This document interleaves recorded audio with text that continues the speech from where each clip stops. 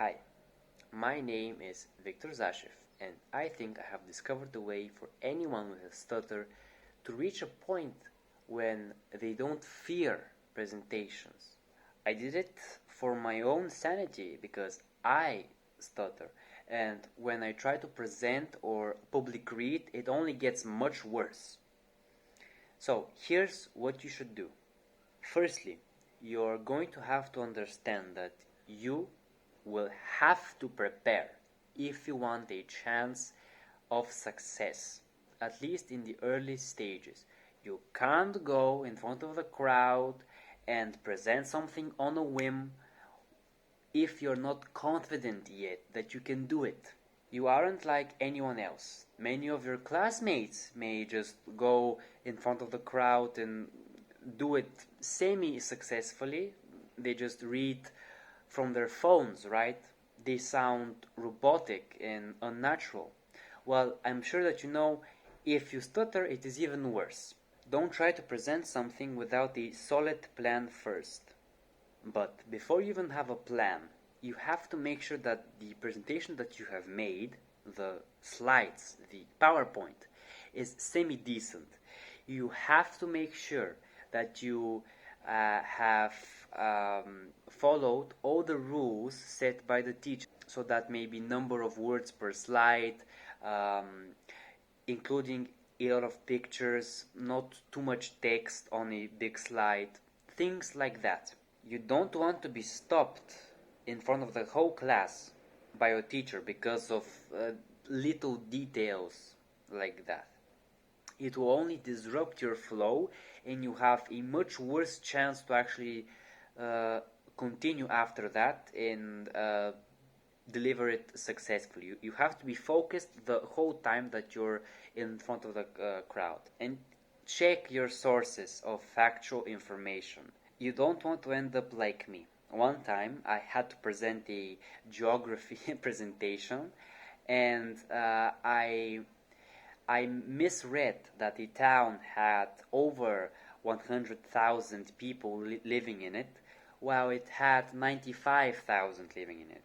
And because I studied much for that presentation, I was confident that I was right.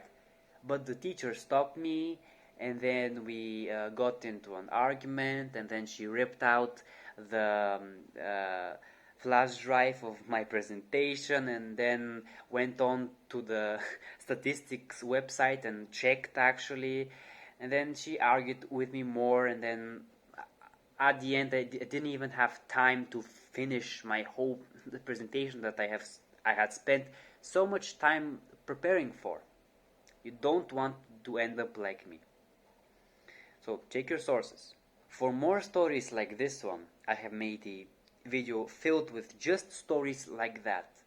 You can watch that video here. Then comes the hard part.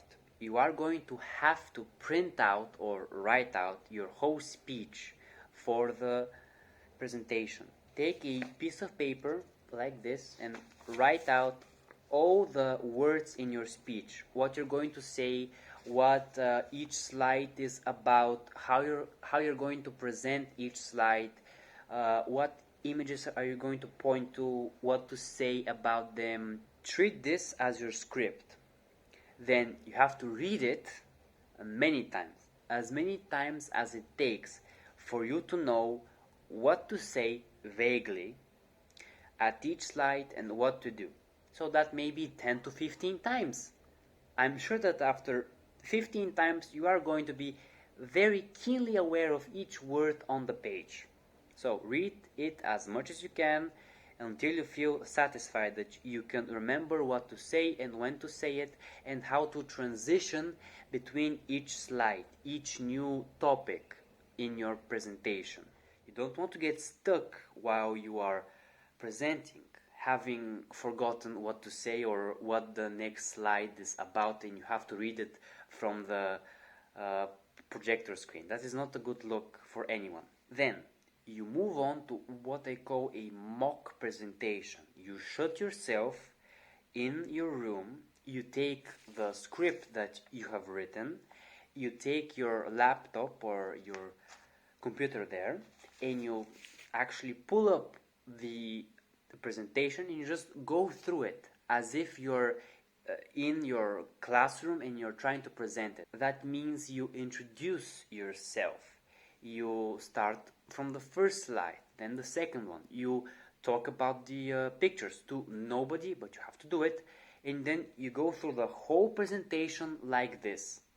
And of course, you do this until you are satisfied that you are not almost always reading from your script. You can look at it once upon a time, but it's not preferred to be staring down at the script. It's not a good look, as I said before. Then, you do this as many times as you can before you are satisfied. Don't stack up all these times all in one day. Stack up it throughout the week before the presentation. Maybe 2 to 3, 4, 5 times per day in the days leading up to the presentation. This is just the way for you to feel absolutely accustomed to the material, familiar with the material, so that when the day comes, you don't have to think about all these things in your mind. You don't have to think about what to say, when to breathe, what to point to, what to say about that picture, what your posture is like, because you are going to have the material part of the presentation covered. And someday in the future you are going to skip this part of the process, because after many successful real life presentations under your belt, you are going to feel confident that if you know the script, you are going to be fine. You don't have to recite the whole process many times. But that day is not here yet if you're just starting out. So keep doing it as many times as you can until you satisfy your standard of perfection.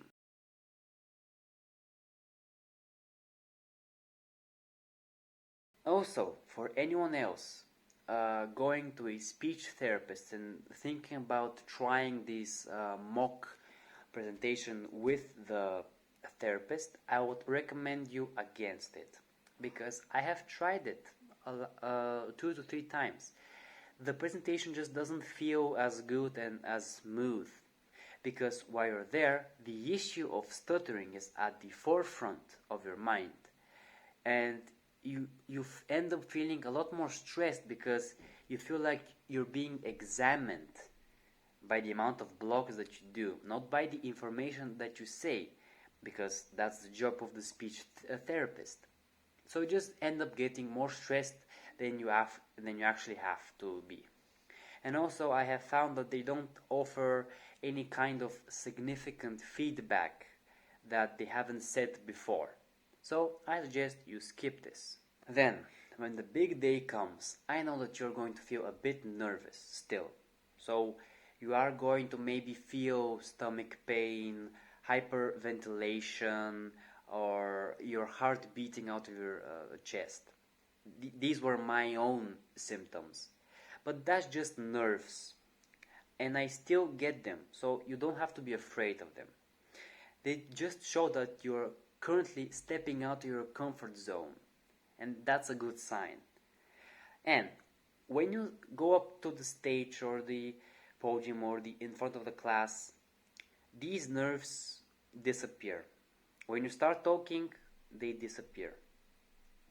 During the presentation, have something in your hands to play with and to point. And also, if you can and the environment permits it, please try to make a few jokes with the audience. I have experimented with this myself. It turns the tense and formal atmosphere into an informal and a fun atmosphere. And all of this leads to a bigger chance of a successful presentation, and successful by your standards, not anyone else's. If you aren't comfortable yet with saying jokes, you can ease into it. You don't have to be the joker from the first day, okay? After the presentation, If you are successful, the feeling will be exhilarating. You will finally realize that you have conquered something that has been bothering you for years.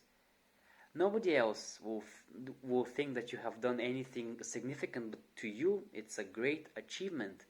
And after the first successful presentation or public reading, the next one will come easier and easier. That idea is expressed in this video. But if you aren't successful, don't feel hopeless, because this negative outcome should be familiar to you right now, because as you have established, you probably have had many different unsuccessful and embarrassing presentations before. But this time it's different. This time you actually have a chance to for a positive experience. This time you are in the mindset that you can learn and improve this skill.